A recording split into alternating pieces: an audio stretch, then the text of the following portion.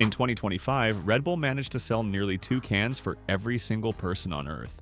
But behind those 13.9 billion cans of caffeine and sugar lies a massive empire.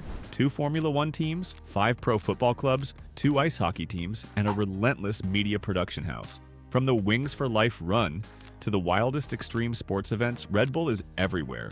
They sponsor thousands of athletes. It's clear they do more than just mixed drinks, but is this all just an expensive marketing stunt?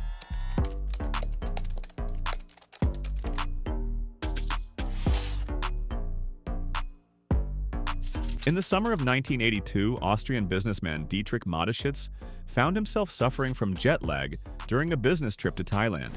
He tried a local drink called Krating Daeng, which improved his jet lag substantially. Krating Daeng can be translated to red gar, a gar being a massive wild ox from Southeast Asia. So it basically means Red Bull. Inspired by the magical qualities of the product, Mateschitz decided to bring it home in the format of a brand new product category, the energy drink. He pitched his idea several times to Western investors, but got turned down because they didn't see a market for the product outside of Asia. Mateschitz was well aware that there was no market at the time, so he decided to create one. He put up $500,000 of his own cash, matched by the Thai creator of the original drink, and split the company 50-50. After tweaking the flavor for European palates, Red Bull launched in Austria in 1987. The brand got an accidental boost when Germany initially banned it. Suddenly, it was an outlaw product. Young Germans started crossing the border just to get their hands on the forbidden cans, and Red Bull moved 1 million units in year one. By 1997, they were selling 1 million cans every single day in the US alone. While giants like Coca-Cola were busy managing massive factories, Mateschitz took a different path. He built a downstream corporation. Red Bull doesn't actually manufacture its own drink.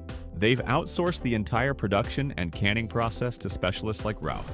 By offloading the logistics and the factory floors, Red Bull could focus 100% of its energy on one thing: building the world's most powerful brand. This lean model leads to staggering profit margins. While the exact recipe is a secret, we know A can cost Red Bull roughly 9 cents to produce. Yet, you'll often see that same can for $3.59 at a convenience store. Even the massive retailers like Walmart pay around $30 to $35 for a 24-pack, which is over 20 times the production cost. People aren't paying for water and taurine, they're paying for the logo. To build that logo, Mateschitz started on the ground. He hired student brand managers, the cool kids on campus, to hand out free cases and throw legendary parties. Then came the iconic VW Beetles with giant cans on the roof, popping up at beaches and gyms. Bartenders soon realized Red Bull was a goldmine for mixers like vodka or Jägermeister, cementing the drink in global nightlife culture before the competition even knew what hit them. Red Bull doesn't just tell stories, they perform them. Instead of buying commercial slots, they create the news. They own the Red Bull Media House, meaning they own every frame of footage from their events. When Felix Baumgartner jumped from the edge of space in 2012, it cost them $50 million. A lot of money?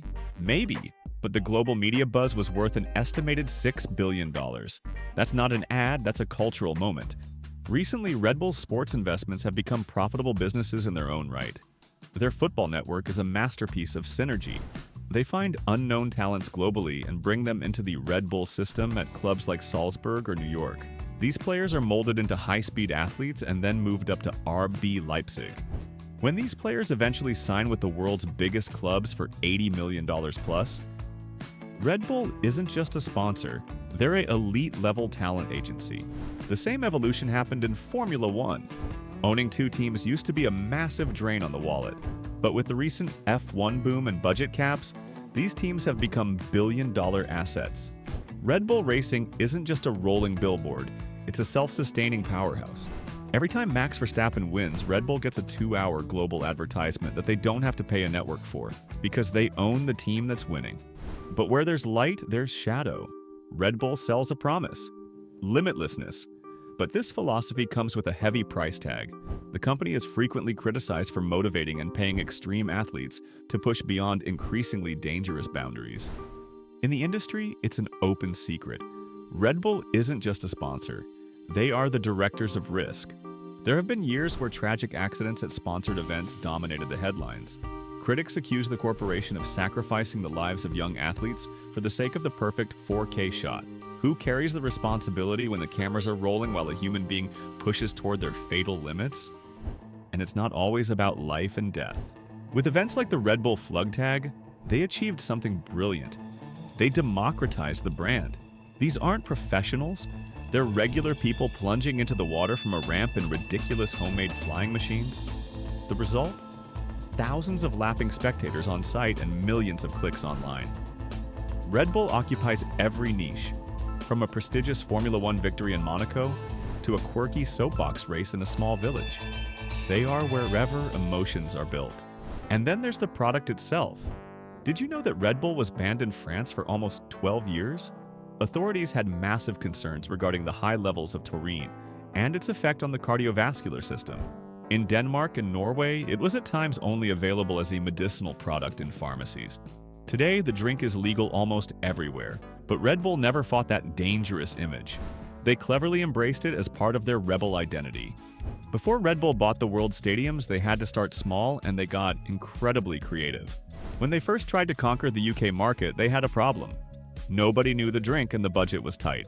Instead of buying expensive billboards, they developed the empty can strategy.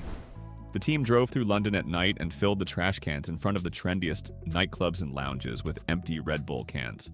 When people left the clubs the next morning or headed to work, they saw the overflowing bins. The psychological effect was massive. Social proof. People thought, this new drink must be the absolute craze. Everyone seems to be drinking it. They created the illusion of a mega hype before the first real customer had even bought a can. It was cheap, it was cheeky, and it worked perfectly. It reveals the DNA of the system. Red Bull doesn't win by having the better product, but by playing a cleverer game with our perception. Is the empire invincible? Not quite. Relying so heavily on a single sugary product is risky as health trends shift toward wellness and away from processed stimulants. This is exactly why they are diversifying so aggressively into media, entertainment, and professional sports ownership. They are turning from a beverage company into an entertainment titan. The secret to Red Bull's wealth isn't in a secret recipe. It's in the art of the brand. By letting others handle the manufacturing, they've stayed free to focus on human emotion and the pursuit of the extreme. But behind the spectacular stunts lies a complex reality of extreme risk and immense corporate power. However, we shouldn't forget that behind the lifestyle and the marketing, it's still a product with high levels of caffeine and sugar that can be harmful to your health if consumed in excess. Next time you grab a can, remember, you're not just buying a drink. You're funding a space jump and a global sports empire. Red Bull proved you don't need to own the factory to own the world. If you enjoyed this look into the Red Bull empire, make sure to hit that like button and subscribe for more deep dives into the world's biggest brands. Thanks for watching, and I'll see you in the next one.